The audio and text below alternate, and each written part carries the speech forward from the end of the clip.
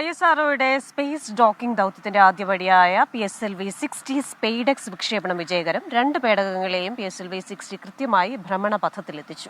അടുത്ത മാസം 7-ന്, അതായത് ജനുവരി 7-ന് ഈ വരാൻ പോകുന്ന ആഴ്ചയിൽ തന്നെയാണ് 7-നാണ് ഉപഗ്രഹങ്ങളെ ബഹിരാകാശത്ത് വെച്ച് കൂട്ടിച്ചേർക്കുന്ന ഡോക്കിംഗ് എന്ന് പറയുന്ന ആ പ്രോസസ്സ് നടക്കാൻ പോകുന്നത്. ISRO chairman S. സോമനാഥ് ഈ കാര്യങ്ങൾ കഴിഞ്ഞ ദിവസം വിശദീകരിക്കുകയും ചെയ്തിരുന്നു.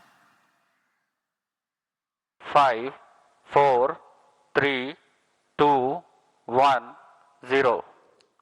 10 മിനിറ്റും 15 സെക്കൻഡും ശ്രീഹരിക്കോട്ടയിലെ സതീഷ് ധവാൻ സ്പേസ് സെന്ററിൽ നിന്ന് കോടിക്കണക്കിന് ഇന്ത്യക്കാരുടെ പ്രതീക്ഷകൾ 2 പേടകങ്ങളിലാക്കി PSLV-C60 കുതിച്ചുയർന്നു.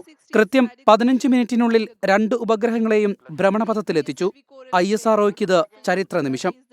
ISRO has got its own space docking experiment. Do continue to follow the social media handles of ISRO for the updates on the space. SDX-1, SDX-2 എന്നീ ഉപഗ്രഹങ്ങളെ 476 കിലോമീറ്റർ ഉയരത്തിലുള്ള ഭ്രമണപഥത്തിലാണ് എത്തിച്ചത്. ഇനി പതിയെ ഇവ തമ്മിലുള്ള അകലം കുറച്ച് ഒന്നിച്ചു ചേർക്കുന്നതാണ് സ്പേസ് ഡോക്കിംഗ്. ജനുവരി 7-ന് ഡോക്കിംഗ് നടക്കുമെന്ന് ISRO ചെയർമാൻ S. സോമനാഥ് പറഞ്ഞു. 220 കിലോഗ്രാം ഭാരമുള്ള 2 ഉപഗ്രഹങ്ങളെയാണ് വിക്ഷേപിച്ചത്. 475 കിലോമീറ്റർ ഉള്ള ഒരു വൃത്താകാരമായ ഭ്രമണപഥത്തിൽ വിക്ഷേപിച്ചു. അപ്പോൾ ഈ ഭ്രമണപഥത്തിലാണ് ഈ 2 ഉപഗ്രഹങ്ങളും ഇനി വരുന്ന ദിവസങ്ങളിൽ ഡോക്കിംഗ് നടത്താൻ പോകുന്നത്. ദൗത്യം വിജയകരമായി പൂർത്തിയാക്കിയാൽ ബഹിരാകാശ ഡോക്കിംഗ് സാങ്കേതിക വിദ്യയുള്ള 4ാമത്തെ രാജ്യമായി ഇന്ത്യ മാറും.